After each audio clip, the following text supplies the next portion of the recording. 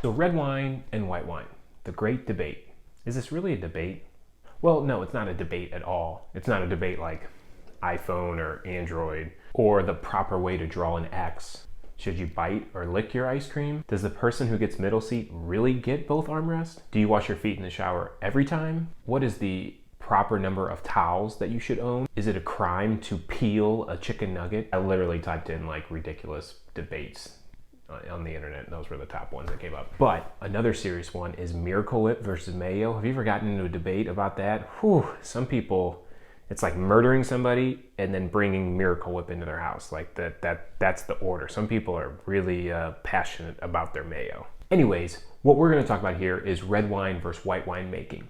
As a winemaker, as a som, as a wine lover, I think people should drink all wine, red or white or rosé. I think people should try everything. I think if you only drink red wine, you're missing something.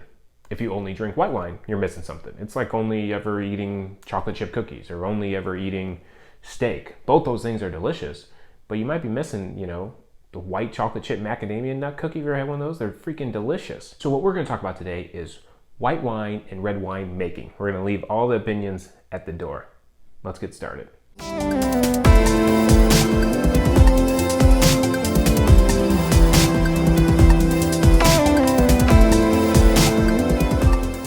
This video comes from Tyler, who lives in Iowa, who emailed me and said, what is the difference? I understand there's red grapes and there are white grapes, but how are they made differently? So we're gonna break it down here today. So the first thing he said is true. There are red grapes and there are white grapes. The white ones are kind of like green or yellow, but we just call them white. And most wines that we make come from a species of grapes called Vitis vinifera. I have another video breaking down grape varieties. So check that out, that goes in a little bit more depth. But there are different species of grapes. There's Vitis vinifera, Vitis lambrusca, those are the two big ones.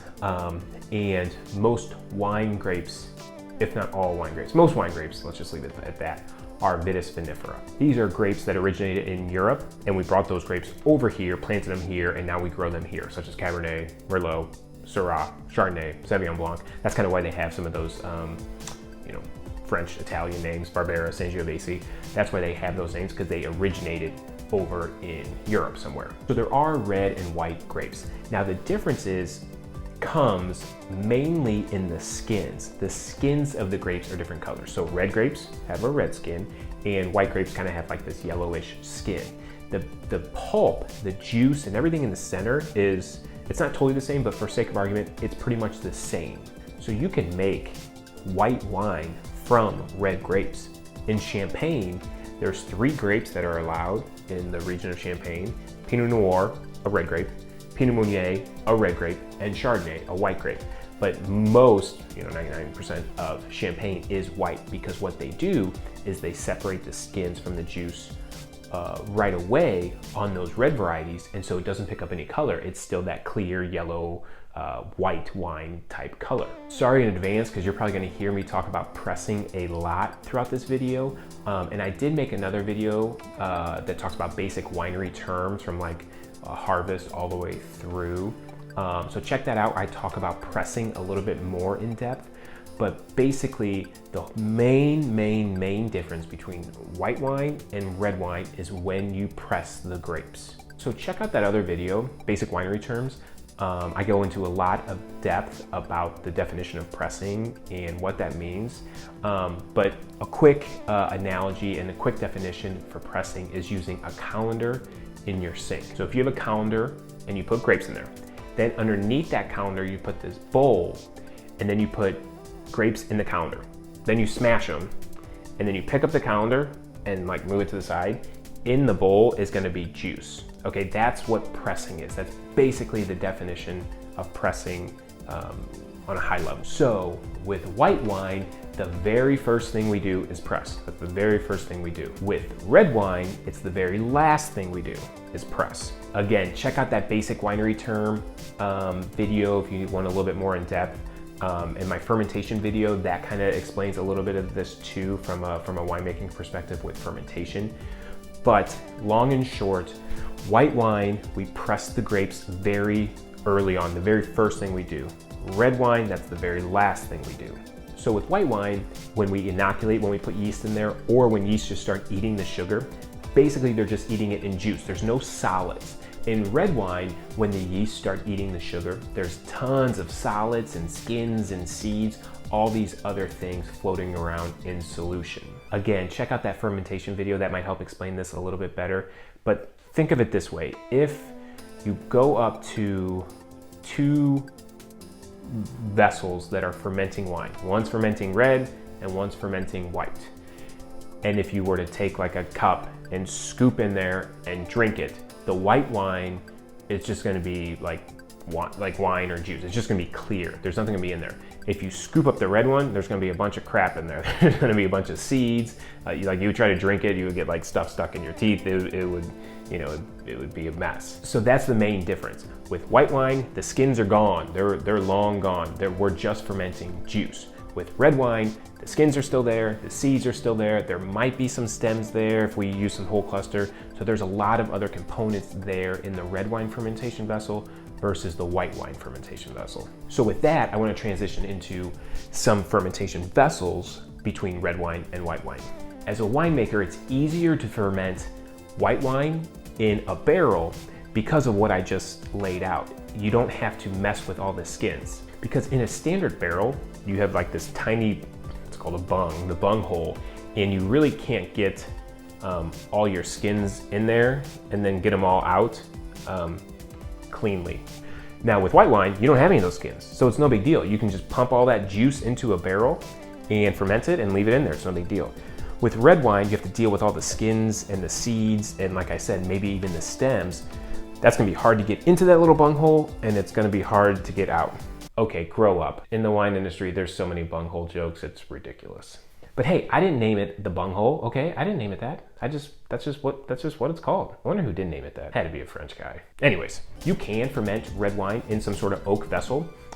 It's probably like a big oak upright, not really a standard oak barrel that we think of, a big oak upright with an open top. Because one, we have to manage the cap during red wine making, and I have a whole video on cap management, so check that out. And two, there's a ton of carbon dioxide that's being produced, and that needs to kind of vent out too in red wine making. Like all of my red wines, I ferment in stainless steel. It's all fermented in stainless steel. Now it's not big difference here. It's not aged in stainless steel. It's fermented in stainless steel. I really like stainless steel. I like the kinetics. I like the heat that I get from that stainless steel. It's kind of a conductive vessel. So I like how the heat units kind of rise throughout my fermentation. That's why I use stainless steel. But then it's aged in oak. So my red wine's probably spent 10, I have all this in my notes, but it could spend 10 to 14 days in stainless steel. Then 18 months in oak. So it's just aged, it's just fermented. It's aged in oak and just fermented in stainless steel. Because again, as I explained earlier, you can't really ferment red wine in a oak barrel necessarily. It would be a big oak upright. It probably would not be an oak barrel. Because again, I feel like I sound like a broken record. You're gonna have to get all those skins, all that stuff, you're gonna have to press it to get all those skins and all those seeds and all that out of the wine. So if you put it in the oak barrel, you're gonna have to take it out, press it, and then put it back in. Logistically, it doesn't work that way. Another big difference between red and white wine making is when is the fruit harvested? Not always, but generally, like everything with wine, the white grapes are harvested earlier than the red grapes. Again, you can check out that fermentation video that explains sugar into alcohol, but most white wines are lower alcohol, so therefore they are harvested a little bit sooner than red wines. The next difference I want to talk about is temperature and temperature during fermentation. With white wines, you generally want to keep your temperature a little bit cooler when you're fermenting. Earlier, I was talking about stainless steel and how I like the kinetics, I like the heat, because in red wine, you kind of want to get to a high temperature to pull out more flavors, more chemical compounds with a little bit more extraction, with more heat.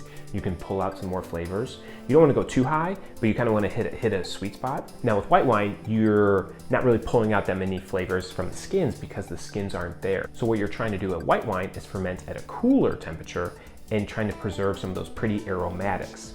Temperature is also crucial when it comes to drinking wine.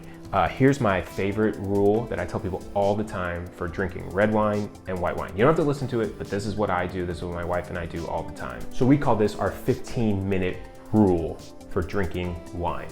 The 15-minute rule goes like this. If you're gonna drink a bottle of red wine, you stick it in the fridge for 15 minutes before you're gonna drink it. Now, sometimes I do open it. I might open it, pour a little bit out, get some oxygen in there, get the wine breathing, get a little bit of air in there, and then stick it in the fridge. Then I pull it back out and we drink it a little bit cool. I think most people, it's my opinion, I think most people drink their red wines too warm, because cooling it down just a little bit, that ethanol that's in there is very volatile, and as it cools down, that becomes less volatile, so you don't smell as much ethanol, you don't smell as much alcohol, you might smell more fruit and more other aromatics other than the alcohol that's in there. It's almost like in college, or I don't know, you never took warm shots of vodka, right? That would just be, that's brutal. What you did is you put it in a shaker with some ice and chill that stuff down, and then took the shot, because basically it tasted better because a lot of that ethanol in the vodka was, wasn't as volatile as when it was warm. So you chill it down to so you could, stomach it, so you could get it down. Anyway, with white wine, the 15-minute rule goes like this. You're gonna drink a bottle of white wine, put it in the fridge, and let it get to about the fridge temperature. And then before you're gonna drink it, take it out for about 15 minutes and let it warm up. Let the room warm it up, because the opposite of red wine, most people, in my opinion, drink their white wines too cold. There's a sweet spot, because when it's really, really cold, a lot of those chemical compounds, some of those aromatics are muted. Again, those are volatile compounds too, and if it's too cold, you won't be able to smell it. It's just like nothing. You won't be able to smell it or taste it. It's just way too cold, and it just goes down and it doesn't taste like anything. It needs to warm up slightly to get into that window where some of those chemical compounds are volatile. You can smell them and taste them and have an enjoyable experience. So that's kind of my 15-minute rule that I tell people all the time for drinking wine. It's such an easy experiment to do at home. I mean, please do this. Open a bottle of red wine, whether it's mine or somebody else's. Open a bottle of red wine, pour a glass, okay? Just let it sit there. Have some self-confidence, don't drink it. Then take the bottle, okay? It should be pretty full still. You pour it out one glass, so you still got 4/5 left. Then take the bottle, put it in the fridge for 15 minutes, then bring it out, pour another glass, and try them side by side. See which one you like better. Not trying to influence you, but I bet you'll like the one that's slightly chilled better than the one that's not. It's such a simple experiment. So to recap, the big difference, sound like a broken record again, the big difference between red wine and white wine making is when you press. White wine, you press the very first thing. With red wine, it's the very last thing. Again, just think of it this way. If you got red wine being made and white wine being made, and you could taste both of them, the white wine you're gonna taste, and you're not gonna chew anything. You're not gonna need to chew anything. The red wine, you might need to chew stuff, because there's gonna be seeds, there's gonna be skins, there's gonna be stems, there's gonna be other solids in there. So the white wine is gonna be clear. It's gonna be just like juice. The red wine is gonna be more like soup. God, that sounds so gross. So that's gonna do it. We're gonna move into our moon fact of the day. Our moon fact today talks about the moon's orbit and how it's elliptical in orbit. Most people may know this, or most people may have heard the term supermoon. What is a supermoon? Or they may have heard apogee or perigee, some of those terms. Basically, what that's saying is the moon's orbit around the Earth is not a perfect circle. It's elliptical, so it's kind of, almost egg-shaped. And so there's times when the moon is super close to the Earth, and there's times when the moon is further away from the Earth. Perigee, the term is called supermoon because it's really big in our vision. With apogee, the term is called micromoon because it's further away, it's a little bit smaller. The real kicker here is not so much size, but also brightness, because the moon will be 14% bigger in the sky at perigee, but 30% brighter because it's reflecting that much more light. So you might think it's just oh, it's 14% bigger, it's gonna be 14% brighter. No, it's almost, double that. It's 14% bigger and 30% brighter because of all of the rays it's catching from the sun on the other side and reflecting that back on the Earth. So the last supermoon, when it was a full moon, was November 14th, 2016. Had to check. The one before that was January 26th, 1948? Holy cow, 1948. So it took a long time because the orbit, just didn't line up perfectly for a full moon and to be at supermoon with a perfectly full moon. It could have been a full moon, but it might have been out here, not totally at the right point. The next super full moon will be November 25th, 2034. So, mark it down in your calendars. So that's gonna do it for me and this video on red versus white wine making. I hope you enjoyed it. These videos are for Wine Club members exclusively, so I hope you enjoyed these videos, you find some value in them. I'm always open to suggestions for new videos. I'm always trying to stay on top of these videos and making new ones. I think it's kind of fun. I got a lot of things going on, but it's fun to keep getting into this and kind of communicating with our Wine Club members that way. So there's always a comment field below, a little message over here where you can click and send a message via the website, or always drop us an email. Any of those three options work great. So that's gonna do it for me. Thanks so much. Keep drinking wine and keep looking up. Have a good day. Red grapes, because so you can get white, so you can make